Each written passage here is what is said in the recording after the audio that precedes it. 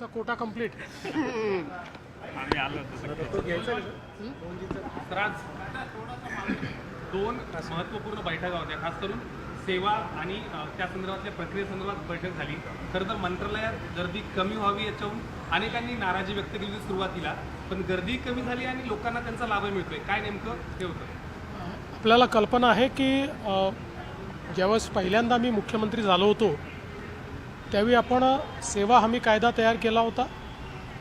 आपले सरकार हे पोर्टल तयार केलं होतं आणि त्याच्यावरनं सेवा मिळाव्यात असा प्रयत्न सुरू केला होता. आता हा जो काही आपले सरकारचं जे वर्जन आहे हे जुनं झालेलं आहे आणि म्हणून आपण समग्र नावाच्या एका संस्थेशी करार केला. या संस्थेने आपल्या ज्या काही सगळ्या प्रोसेसेस आहेत त्याचा अभ्यास केला. लोकांना कुठल्या सेवांची आणि योजनांची जास्तीत जास्त निकड आहे त्याचा अभ्यास केला आणि आता त्या संदर्भात एंड टू एंड आपण डिजिटाईज पद्धतीनं लोकांना त्या सेवा देण्याचा प्रयत्न करणार आहोत. यामध्ये 45 सेवा आणि योजना अशा आहेत की ज्याच्याकरता 90% लोक अपील करतात. म्हणजे आपल्याकडे जे काही मागणी येते 90% लोकांची 45 सेवा आणि योजनांकरता मागणी येते. त्याचं बॅकएंड इंटिग्रेशन हे 26 नोव्हेंबरपर्यंत करायचा आम्ही निर्णय केलेला आहे. 200 सेवा आणि योजनांचं 26 जानेवारीपर्यंत आणि सगळ्या सेवा आणि योजनांचं 1 मेपर्यंत.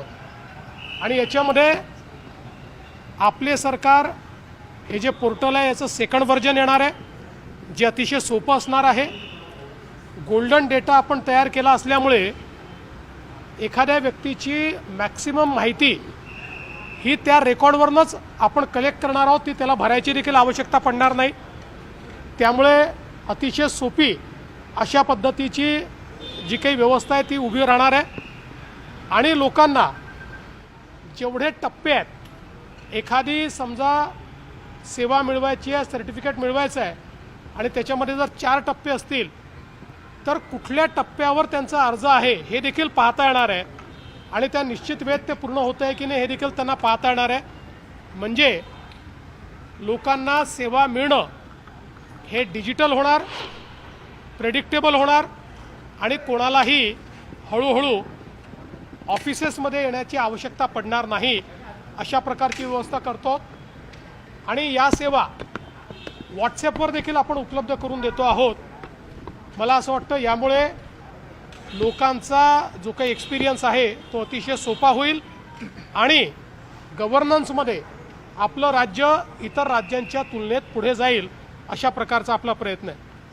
आज मला सांगताना आनंद वाटतो की गुंतवणुकीमध्ये महाराष्ट्राने जी आघाडी घेतली आहे ती आघाडी कायम ठेवत पुन्हा एकदा आज आम्ही 1,08,599 कोटी रुपयांचे करार केलेले आहेत. ज्यातनं 47,100 म्हणजे जवळपास 47,000 लोकांना रोजगार मिळणार आहे. यामध्ये कोकण विभागामध्ये 2 डेटा सेंटरचे आम्ही करार केले आहेत ज्यामध्ये MGSA रिअल्टीज 5,000 कोटी रुपये गुंतवणार आहे डेटा सेंटरमध्ये आणि लोढा डेव्हलपर्स हरित एकात्मिक डेटा सेंटरमध्ये 30,000 कोटी रुपये गुंतवणार आहेत. एकूण 35,000 कोटीची दोघांची गुंतवणूक आहे. 16,000 लोकांना यातनं रोजगार मिळणार आहे.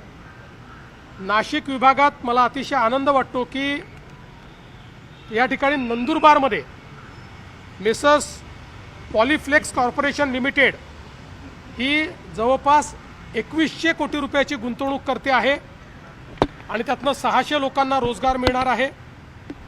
आणि विदर्भामध्ये काटोलमध्ये रिलायन्स कन्झ्युमर प्रॉडक्ट लिमिटेड एक फूड पार्क आणि शीतपेय पार्क त्या ठिकाणी तयार करतायत. 1513 कोटीची गुंतवणूक आहे. 500 लोकांना रोजगार आहे. आणि मेसर्स अडानी एंटरप्राइजेस लिमिटेड हे कोल गॅसिफिकेशन आणि डेरायव्हेटिव्स अशा प्रकारची 70,000 कोटी रुपयाची गुंतवणूक करतायत. त्यातनं जवळपास 30,500 लोकांना रोजगार मिळणार आहे. अशी एकूण महाराष्ट्राच्या विविध भागांमध्ये 1,08,599 कोटीची गुंतवणूक आणि 47,000 लोकांना रोजगार याचे करार आज आपण या ठिकाणी केले आहेत.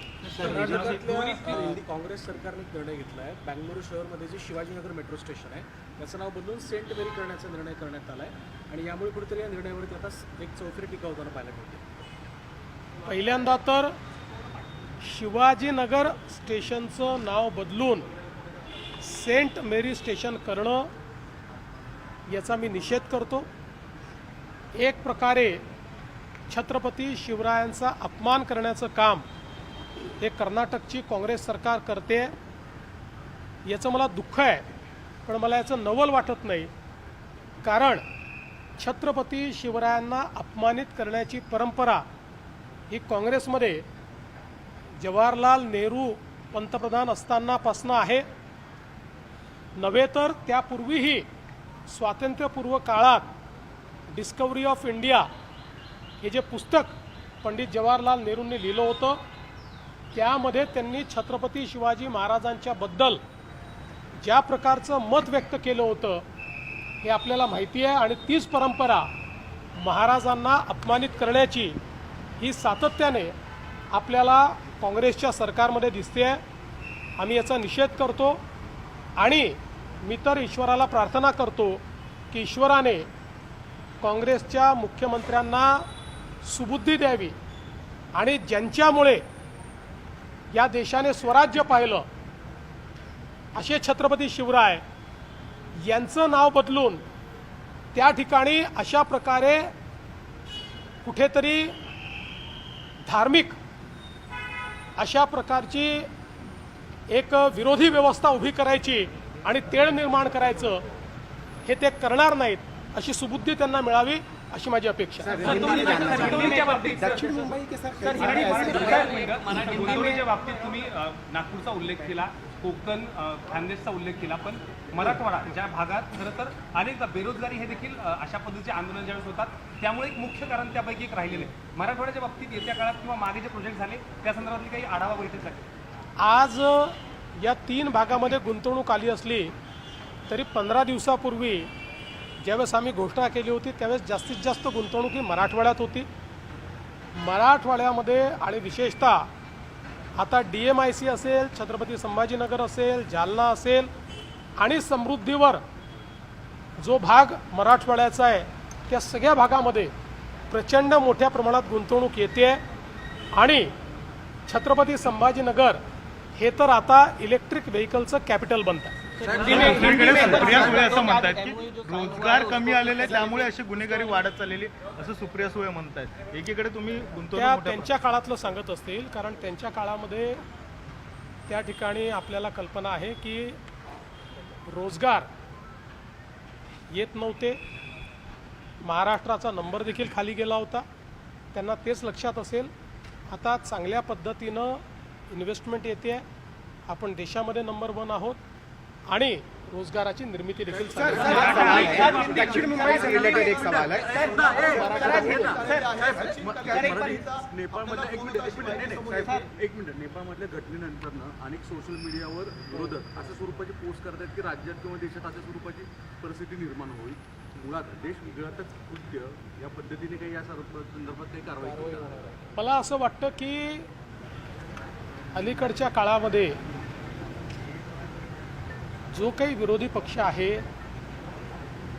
यांनी विरोधाची अशी पातळी गाठली आहे की आता ते विधानसभेतले किंवा लोकसभेतले विरोधी पक्ष राहिले नाही. ते समाजविरोधी, कधी देशविरोधी, कधी व्यक्तिविरोधी अशा प्रकारच्या भूमिका घेताना दिसतात. माझी अपेक्षा आहे की विरोधी पक्षाने भूमिका जी घ्यायची आहे त्यात योजनांचा विरोध करावा, त्याच्यामध्ये पॉलिसीचा विरोध करावा, पण समाजाचा आणि देशाचा विरोध करणं हे योग्य नाही आहे. ईश्वर त्यांना सुबुद्धी देईल अशी माझी अपेक्षा आहे. मराठा आरक्षण संदर्भामध्ये आहे. ते कोर्टामध्ये 2 याचिका देखील आहेत, ते दाखल झालेल्या आहेत. 2 याचिका दाखल झाल्या. सीएम सर असं आहे की प्रत्येकाला अधिकार आहे याचिका करण्याचा, परंतु सरकारने जो GR काढलेला आहे तो विचारपूर्वक काढलेला आहे, तो कायदेशीर आहे. हा GR कुठेही OBC समाजावर अन्याय करत नाही. हा GR कोणालाही सरसकट आरक्षण देत नाही. हा GR ज्यांच्याकडे पुरावा आहे, जे खरे पुराव्याने कुणबी आहेत, त्यांनाच सर्टिफिकेट मिळण्याकरता मदत करतो. त्यामुळे कोर्टातही आम्ही राज्य शासनाच्या वतीनं योग्य भूमिका मांडू. मी पुन्हा एकदा OBC समाजाच्या नेत्यांना सांगू इच्छितो, आपण GR नीट वाचा. कुठेही सरसकट कोणालाही आरक्षण दिलेलं नाही. कायद्याने पुराव्यानिशी जे लोक अर्ज करतील त्यांचा पुरावा तपासून तो योग्य असेल तरच याच्यामध्ये आरक्षण मिळणार आहे. महापालिकेच्या बाबतीत पारदर्शकता यावी म्हणून यापुढे फक्त IAS अधिकारी महापालिकेच्या प्रमुखपदी असतील अशा पद्धतीचा एक हे झालंय. काय नेमकं त्यामागचं स्वरूप होतं, काय धोरण होतं? असं काही कुठेही असं ठरलेलं नाही की फक्त IASच राहतील. असं ठरलेलं आहे की ज्या ठिकाणी महानगरपालिकेच्या जागा, कमिशनरच्या जागा या IAS करता आरक्षित आहेत, आरक्षित म्हणजे नोटिफाईड आहे, त्या ठिकाणी जर आपण IAS अधिकारी दिला नाही तर केंद्र सरकार आपल्याला असं सांगतं की तुमच्याकडच्या IASच्या जागा कमी का करण्यात येऊ नये. कारण ज्या IAS करता नोटिफाईड जागा आहेत तिथे तुम्ही IAS देत नाही, तर याचा अर्थ तुम्हाला एवढ्या सनदी अधिकाऱ्यांची आवश्यकता नाही. आणि म्हणून अशा नोटिफाईड ठिकाणी IASच दिला गेला पाहिजे असा आग्रह आमचा असणार. सर एक सवाल है मेरा, सर एक सवाल है. 8 आणि 9 तारखेला राज्यभरामध्ये 1 मिनिट मराठी होऊ दे. 8 आणि 9 तारखेला राज्यातील OBC संघटनांकडून मुंबईमध्ये मोर्चा काढला जाणार आहे अशी एक माहिती समोर आली आहे आणि राज्यभरातील नेत्यांकडून आज बैठक सुद्धा घेण्यात आली आहे. मला असं वाटतं की अशा प्रकारचा मोर्चा काढण्याची आवश्यकता नाही आहे. वेगवेगळ्या OBC नेत्यांची माझी देखील चर्चा होते. ज्यावेळेस मी त्यांना नेमका आम्ही काय GR काढल्यास सांगतो त्यावेळेस त्यांचं समाधानही होतं आहे. आता कोणाला राजकीय दृष्टीने जर एखादे काम करायचं असेल तर त्याला आपण थांबवू शकत नाही. सामाजिक दृष्टीनं मी एवढं नक्की सांगतो, जोपर्यंत हे सरकार आहे तोपर्यंत OBCवर अन्याय होऊ देणारच नाही. सर, भारत पाक मुद्द्यावरती आता मॅचवरतून ठाकरे गट पंतप्रधानांना कुंकू पाठवणार आहे आणि निषेध मोर्चा काढणार आहे, सिंदूर मोर्चा म्हणून. मला असं वाटतं की नवरात्र येत आहे आणि नवरात्रामध्ये कुंकवाचं फार मोठं महत्त्व आहे. छत्रपती शिवाजी महाराजही आई तुळजाभवानीचा टिळा लावून त्या ठिकाणी युद्धाला समोर जात होते. त्यामुळे मला असं वाटतं की कदाचित त्यांचं हिंदुत्व परत आलं असेल, कुंकवाचं महत्त्व समजलं असेल. त्यामुळे आई तुळजाभवानीचा टिळा जर ते पाठवणार असतील तर त्यांनी तो मलाही पाठवावा. आई तुळजाभवानीचा टिळा आम्ही निश्चितपणे लावून भारत विरोधी शक्तींच्या विरुद्ध आम्ही लढू. सर एक सवाल है. दक्षिण मुंबई में बड़े पैमाने पर जो है गवर्नमेंट की स्कीम के मुताबिक जो है झोपड़े साफ किए गए, लेकिन सर उसका सबसे ज़्यादा माइलेज जो एक्चुअल लोग हैं उनको ना मिल गया, वो बिल्डरों ने खुद ही उठा लिया है. नागपाड़ा, अग्रीपाड़ा, मतलब दक्षिण मुंबई की विशेष रूप से बात कर रहा हूँ जहाँ सबसे ज़्यादा प्रॉपर्टी का रूट है. तो जो एक्चुअल हकदार है उनको मिला ही नहीं सर. तो इसके लिए इस प्रकार से बोलना ठीक नहीं है, क्योंकि अगर ऐसा कोई आपके पास एविडेंस है तो आप ज़रूर दीजिए, मैं उसके ऊपर कार्रवाई करूँगा. लेकिन बोलने के लिए ऐसा हो गया है, ऐसा बोलकर तो उसमें से कोई फ़ायदा नहीं है. हाँ, ज़रूर अगर आपके पास कोई साक्ष्य है, कोई एविडेंस है तो दीजिए, हम उसके ऊपर कार्रवाई करेंगे. Sir, India versus Pakistan match के रिप्लिकेशंस महाराष्ट्र में भी दिख रहे हैं. अरे छोड़ दीजिए आप. जो लोगों को मैं सुनता नहीं हूँ, जिनको कोई सुनता नहीं है, जिनके बारे में कोई सीरियसली लेता नहीं है, आप लोग सीरियस लेकर मेरा क्यों समय बिगाड़ते हैं? नेपाल में जिस तरीके से सरकार ने कहा, नेपाल में जिस तरीके के हालात है, विद्रोह हो रहे हैं और इसे लेकर तो प्रधानमंत्री मोदी जी ने भी शांति की अपील की है और वहाँ पे नए पीएम का भी आगाज हुआ है। देखिए, ये विषय जो है ये अंतर्राष्ट्रीय विषय है।